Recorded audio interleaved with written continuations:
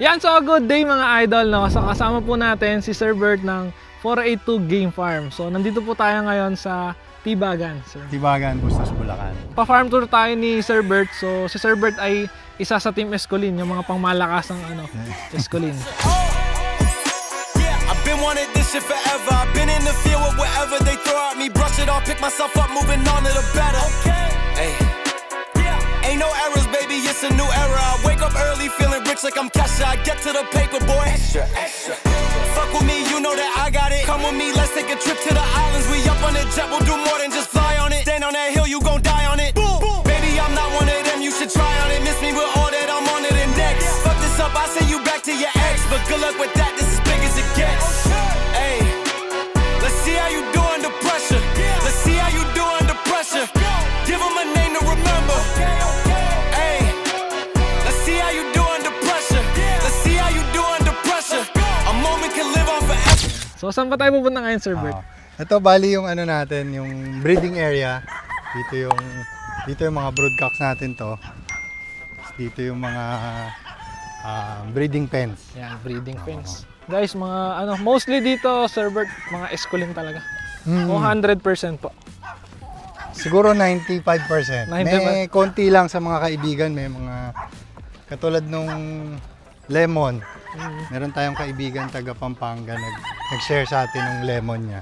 Tapos ngayon, kumuha na rin ako ng lemon kila Sir Marlon. So, pinagmix niyo po. Ayun. So, guys, unahin natin yung ito muna, breeding facilities. Ayan. Sariling incubate na kami. Dito yung... So, may nakasalang po kayo ngayon, Sir Bert? Kasi yung late bird namin, kung mag-breed kasi ako noon, third week ng April ang umpisa. Third week ng April. So, dual purpose na siya. Panlaban siya sa late bird. And then, yung mga matitira, tsaka yung mga materyales. Kasi usually, pag mag-breed ako, meron din materials, mga pures, mga sakto rin pang expo. Double purpose na Double purpose na, oo. Palagi natin nakikita si Sir Bert sa expo. So, ngayon lang tayo naglakas ng loob talaga pumasyal dito. Anytime welcome kayo. So, bakit nga po ulit 482, sir? Yan. Anniversary namin ni Mrs. yan. April 8, 2002. Ayun, mga mapagmahal. Basta letter B talaga, di ba? Sir Bert B, nagsisimula. Billy rin, mga mapagmahal yan. Single mating. Single mating. Bawal daw yung mga flock mating. Ito, bali ito yung mga ginamit natin na mga materials. Nung late bird. Late bird. Bali, ang ginagawa kasi natin sa kanila, before kasi naka-battery type ako eh. Kaya lang na-observe ko na parang yung inahin, unang-una kawawa talaga pag ginamit mo sa battery. Siguro at the very most, siguro pag 45 days mo siyang ginamit, paglapag mo sa kanya talagang naguhubad. Ibig sabihin yung stress sa kanila, ganun ka grabe. Tapos isa pang problema pag naka-battery, syempre pag nilapag mo sila, pag pinagsama-sama mo, nag-aaway-away. So nababawasan yung inahin. So ang naging practice namin, siguro mga 6 months old, pag hinuli natin sa range, magkakasama na sila. Like isang marking, katulad nito, mga Boston, magkakasama na sila. Bata pa sila, magkakasama na sila sa isang pen. So, niro-rotate namin. May pen kami na may damo, na naarawan sila. Lalabas namin sila. Hindi na namin hinahaluan ng iba. Sila rin yung magkakasama. So, pagka breeding time na, pasok ulit, sila pa rin yung magkakasama. So, dun sa ganung practice, parang mas nakaka-save. Tapos, mas relax yung inahin. Hindi sila nababawasan, hindi nag-aaway-away. Kasi sanay na sila sa isa't isa. Yan. So, yun yung mga tip number 1 ni Sir Bert. Yan. Pero, Sir Bert, ano yung mga marerekomenda mo sa mga backyard? Kung sakaling walang mga ganitong breeding facilities. Siguro, kasi meron naman, di ba, merong mga nabibiling mga folding pens na pang-breeding. Siguro ganun, tapos basta may bubong lang. Basta ang gagawin naman natin, hindi naman sa pamahalan ng gamit eh. Gagawin lang natin komportable yung mga alaga natin. Basta makikita naman natin pag komportable sila, dun din natin sila ma-maximize. Kailangan talaga yung mga ganito talaga para at least naka-stretching sila, Sir Bert. Oo. Parang mostly talaga dito, Sir Bert, puro mga pula. Pula, oo. Anong mga bloodline po na ito, Sir Bert? Ito po, mga sweaters to, mga 5K sweaters. 5K sweaters. Usually, naglalaro naman ang bloodline ng Escolin sweaters, Boston, Gilmore. Ngayon, nagdagdag tayo. Meron tayo ng lemon, possum. Tapos, yung mga off-color, gray, white, tsaka bully. Pero ano ang pinaka-paborito mo, Sir Bert, na linyada? Siguro yung cross na paborito ko, gray talaga sa sweater Boston. Gray sweater Oo. Boston. Hindi ako talaga mahilig ng off-color eh. Red talaga ang gusto ko. Kaya lang through the years, nung nilalaban yung mga grays, parang kumbaga consistent sila.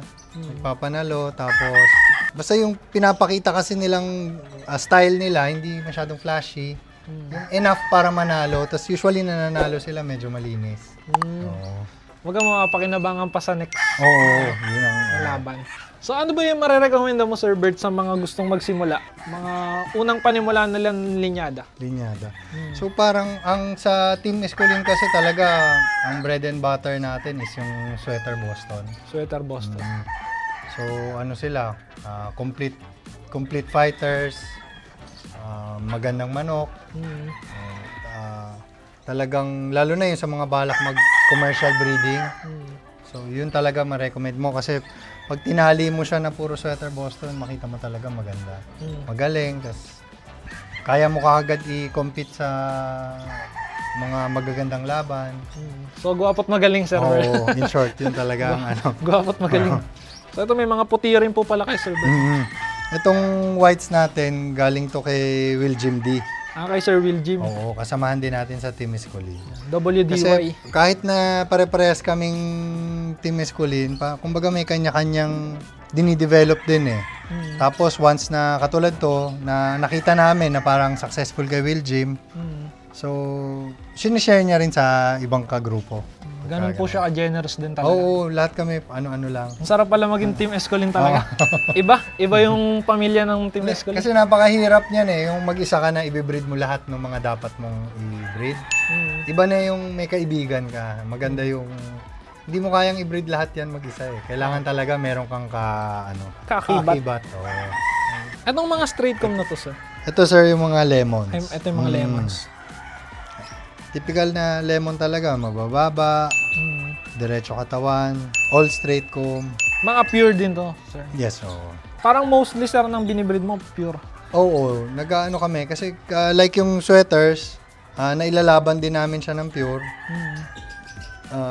Yung lemons, okay din, pwede rin siyang ilaban ng pures. Para pwede ring materyales, kasi hindi naman porket pure sa pure, lahat yan materyales eh, di ba? So, piling-pili lang yun eh. So, pipiliin lang natin yung kumbaga, wala namang manok na perfect, pero yung less, yung pintas niya, yun lang yung itinatabi natin at ginagawa nating broodstag. The rest, nilalaban natin. Ayun. So, ayun magandang tip mga idol. Kasi Sir Bert, kumbaga sa kami, nung nag-start kami pandemic eh. So, syempre, gusto din namin makapag-farm busy. Tapos, kumbaga, yung mga napupuntahan namin, nabibigyan kami ng mga advice, di ba? Kagaya ni Sir Bert, talagang sinishare niya talaga yung mga knowledge niya. So, actually, practice din ng Team Escolin eh. Pagka nag-iikot-ikot din kami, sigurado marami rin kaming breeders na ikutan. Kahit malaki yung farm o maliit yung farm, iba-iba kasi ang diskarte ng bawat farm eh. So, pag may pinasyalan tayo, may input silang maganda, ina-adapt din natin. Wala tayong kung backyard o malaki, maliit na farm, wala. Basta yung ino-observe natin kasi kanya-kanyang diskarte. Pag may maganda tayong nakita, pwede natin i-adapt. Kumbaga open-minded. Oo. Ang laki ng breeding. Ilang breeding pen to, sir? Ang laki, no? 38. 38. Tapos yun, nakasalang din yun eh. Yung meron pa po doon. Nakasalang din. So, sa isang pen, sir, ilan ang pinaka-kasya? Ideally, sana, 4-4 lang eh. 4. 5 at most. Ang size kasi nito is 2x2. 2 meters by 2 meters. Ang practice kasi is, kung 10 yung magkakapatid, hatiin namin sa 2, 5-5. Monday, Tuesday, Wednesday, Thursday, ganun. Palitan. Pahinga lang ng Sunday. So, 6 days siyang nililipat-lipat. Sunday, sir, Church day kasi Sunday. De, tsaka, ang sabi kasi nila, pagka pinagsama-sama daw natin ng isang broodcock tapos 10 inahin, meron lang yan mga paboritong laging sila yung sinasampahan eh. Kung ganoon silang karaming 10. So, ang idea is parang sasabihin natin, kumbaga, kunyari, dito, 5 to, tapos may paborito siya dyan. Doon sa kabila, merong 5 rin, meron din siyang ano doon. Para mabalance, masampahan halos lahat. Jackpot pala yung broodcock dito. Oo. Sa ano sir, sa isang broodcock, ilan ang kasya? 10? Oh, hindi. Oo, mga ganun lang ako, 9 to 10. 9 to 10. 9 to 10 na babae, isang That, broodcock. Oo, minsan may mga importante, tinatry natin extend hanggang 12, 4. Every rotate nun, siguro twice a week silang mapupuntahan ng broodcock. Yun na yung pinaka-max ko, 12. Pero ideally, mga 8 lang. 8. Swerte ng broodcock, siya pa namimili, sir, no? So, ano, sir, bistay talaga, no? Oo, pero kasi dito sa amin, unlike sa Pampanga, maganda talaga yung buhangin, eh, di ba? Dito sa Bulacan, medyo parang galing talaga sa river, medyo may mga kasamang bato-bato. Yung mga buli. Ito, mga pure dome. Ayan. Ang ganda ng ganito mo, sir, oh. Yung ano. Ano ng BMEG. Set up po ng BMEG, no? Generous din pala yung BMEG, guys. Yung BMEG, baka naman. Ganda. Yun yung mga grays. Ito yung mga grays. Yung mga pure grays, ganun din. Walang balikat, mahaba katawan, mababa. Pero once na na-cross sa Sweater Boston, nagbabalanse din eh. May rig rin po pala kayo sa Kalapati, sir, no? Hindi. Puro mga ano yan. Ligaw lang po. Nakikikain. Nakikituka lang. Ang dami kong ampon dito eh, mga Kalapati. Ito yung mga broodcocks. Dito, malapit po sila. Dito, para niro-rotate lang. Ibig sabihin, sir, hindi talaga babad ang broodcock. Hindi. Bali, ilalagay namin sila sa pen after kumain ng umaga. Mga 1 hour after kumain, doon namin sila ilalagay sa pen. Tapos, before kumain sa hapon, tatanggalin namin. Kasi once na iniwan natin sa pen yan, tapos doon natin pinakain, gentleman yan, parang tayo eh. Pakakainin ng pakakainin yung babae. Ladies first kaagad. Oo. Ito yung mga broodcocks. Ito, Gilmore. Yun yung Grace. Talagang Grace. mababa sila. Walang balikat, mababa ang ano. Tapos straight comb talaga. Straight comb. Ito yung mga sweaters ko. Ayan sila. Ang Boston din po ba may may white streamer? Streamer. Hindi lahat, pero may mga white streamer. Ang ano po, Boston, white legs po talaga. Yellow. Yellow legs. Yellow siya, oo. Pero naglalabas din po ng white. Sa amin, once na na-cross sa hatch, minsan, pero sa akin, puro yellow dirty eh. Puro yellow. Oo, yellow dirty. Yan guys, so time check tayo, 10:15. So katirikan ng araw pero alam mo na, pagkahilig natin manok, walang init-init. So pupunta tayo ngayon sa 482 conditioning area. Rueda. Conditioning. So ito yung conditioning area. Dito kami nag-ano. Naka-tiles pa. Dahan-dahan lang Kami nag-ano. Dito po nagko-condition. Oo. Ito lang, simple lang naman kami. Scratch box. Naka-tiles pa, no? Yung ano, parang pwede na itong bahay, pwede na pong mag-camping-camping dito. Ilang days po kayo nag-condition? Sa stag, medyo mas mahaba. Mas mahaba. Oo. Siguro mga 45 days. Kasama na doon kasi yung hindi lang yung sa condition sa katawan pati yung kumbaga yung mind conditioning sasanayin mo sila na lagi silang hawak, tanggalin yung ilap, kasama na yung lahat yun, yung mga maliliit na bagay, yung sasanayin mo sila sa box, sasanayin mo sila sa keeping. So, kasama 45. Na Oo. Sa stag kasi, ang importante naman yung nando naman yung natural na laro nila, ang na lang, wag mo silang sisirain. Kumbaga yung relax lang sila. Yun lang. Wag lang mailap. Sa kak naman po? Sa kak yun, basta makuha mo lang yung fighting weight, mga 20 days, 21 days, ganun lang. 21 days. Basta nasa fighting weight na, naka-precon na, medyo mas madali.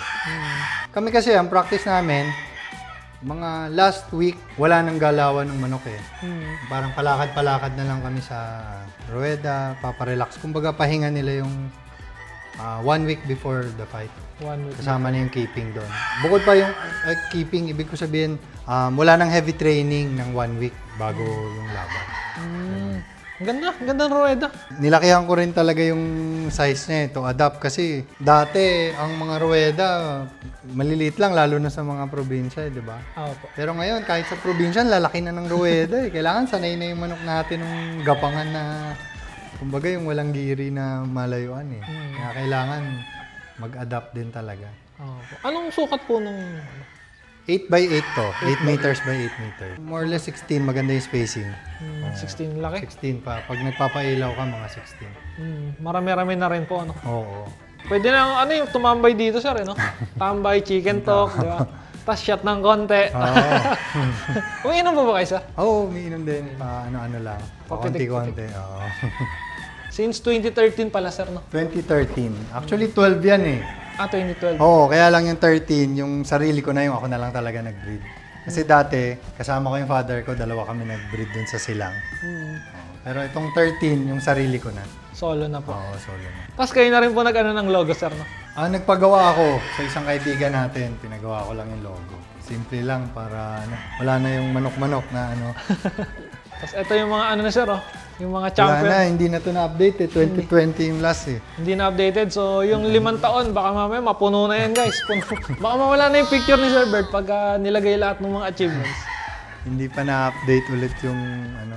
Talagang dumadayo talaga kay Sir, no? Dati kasi ang way lang na para makilala ka is talagang lumaban ka eh. Hindi katulad ngayon, parang lahat ng sabungan, ang gaganda na ng promotions eh. So kahit sa isang sabungan ka lang lumaban, okay na. Dati kasi hindi, may derby dun sa Pangasinan, may derby dun sa ano, ganun. Parang naka-spaced out yung mga labanan. So talagang dumadayo ka rin sa mga iba-ibang lugar. Parang yun po yung way ng marketing noon. Dati, ganun eh. Oo. So, ano rin, malaking bagay din talaga yung social media ngayon. Talagang nakakatulong din dun sa mga gusto magsimula, maraming natututunan. Tapos yung mga gustong magpakilala, maraming ano rin. So, ano rin yun. More advantage kaysa sa disadvantage. Bibihira kasi yung ano, yung kagaya ni Sir Bert na abot kamay, di ba? Abot kamay na game farm owner. Yung ibang game farm owner kasi mga idol, once na in-approach mo, di ba? Para ang hirap lang i-touch. Pero syempre, hindi rin natin alam kung ano yung rason, kung syempre yung iba gusto private, sir, ano? Kumbaga, yung iba shy type, yung iba ano, syempre hindi natin alam. So, yun, nagpapasalamat din ako syempre kay Sir Bert dahil yun, abot kamay. Sobrang humble, sobrang bait, idol talaga. Basta mga letter B, Yan guys, ikot tayo. Ito ginawa namin parang resting pen. Ito kasi yung malilim na part, yung medyo may mga puno. Oo. Pagka yung manok kinokondisyon tas hindi na pwedeng mabasa, yung lalo na pagtagulan, dito na namin sila nilalagay. Para ano na rin doon sa mga handler natin, 'di ba? Kasi pagka humapon sa gabi, pag nasa TV kasi tas umulan, babangon dapat yung handler natin para i-keeping eh. Gumawa kami ng ganito para hindi na mabasa. Kumbaga, tulong na rin doon sa tao natin, makapahinga ng maayos. Nakabubong ng hiwalay yung mga ano. Kumbaga, magiging komportable yung manok, magiging komportable rin yung handler. Yung handler. So, hindi lang iniisip yung purong manok, sir. Talagang mapuso talaga yung basta mga Sir Bert eh. Ibig sabihin, mapagmahal talaga sa ano. Kailangan komportable sila. Kaya, kasi silang nakaharap at sila nag-aalaga dun sa mga ano natin, hindi naman natin kayang pakainin, painumin lahat yan. Kailangan naka-ano rin tayo sa kanila. Isa rin to, sir, sa ano, importante sa manok, no? Oo, lalo na sa mga cocks, pag yung mga kukuhanin mo yung ano nila, fighting weight, gusto mong pagaanin. Yung flying pens. Flying pens. Parang keeping pens na rin pagka yung, kunyari may bagyo, may ano, meron kaming napaglalagyan ng mga, lalo na yung mga importante nating mga ano, materyales, dito namin nilalagay. Kumbaga ano, VIP area, sir. Minsan pagka bumagyo dito, tuloy-tuloy eh. Minsan more than a week, ulan ng ulan. Kawawa rin yung mga ano, manok. So ito, may 40 na butas. 40? 40 na ano. Mostly broodcock, sir, no, pag importante. Oo, dito. Pero sir, hindi naman, ano, simula nung nagstay po kayo dito, hindi naman siya umangat yung tubig. Oo, hindi bumabaha. Yun naman po yung okay. Oo, mataas dito eh, kasi yung dam ka-level niya. Dito naman yung keeping area. Para, kala ko sir, ano eh, dito na ako matutulog eh. Dati, Kwarto na sir. ano to, puno to ng kipingan kasi nung time ng online, minsan may labang kaming 12 stag, tapos kinabukasan 8, tapos merong 6, so dapat marami kaming kipingan. Kaya ganito karami to. Tuloy-tuloy siya. Tuloy-tuloy, oh. Tsaka ano, guys, pasok ka. Di aircon pa, di ba? Importante sir sa manok ang aircon eh, no? Oo, kasi mostly halos lahat ng sabungan ngayon naka-aircon na lahat ng mga kakaos. So kailangan talaga, importante marunong yung handler natin na pag-operate ng aircon. Kasi sir, pagka hindi marunong sa aircon, baka yun ang nasisira eh, kasi ang babantayan natin sa manok, lalo na yung panlaban, yung moisture niya eh, humidity, yung pag-absorb niya ng moisture, panunaw niya. So yun eh, yun ang ano na lang natin, wag na lang natin siyang masira yung parang pinaka-peak niya. Mailaban natin siya dun sa pinaka-peak na pwede niyang ipakita yung talagang mag-perform. Yun yung pointing na tinatawag sir. Yun ang pointing. Para sa mga bago, pero sa mga matatagal na, medyo ano na sila eh, veterano na yun sila sir. Yan. So tayo naman, tsaka si Sir Bert, nagbibigay ng advice dun sa mga... Actually, si Sir Bert lang pala. Ako lang taga-coverage, no? So, si Sir Bert, nagbibigay siya ng mga advice para sa mga baguhan tsaka gustong matuto. Hindi naman natin alam lahat. Hanggang ngayon, tuloy-tuloy tayong nagtatanong dun sa mga mas marunong sa atin. Dapat lang open lagi yung isip natin na matuto. Huwag tayong mag-isip na, matagal na ako nagbe-breed, mas marunong ako dyan sa mga bago. Hindi ganon. Dapat laging yung isip natin, talagang dapat open tayo na tumanggap ng pwede pa nating matutunan.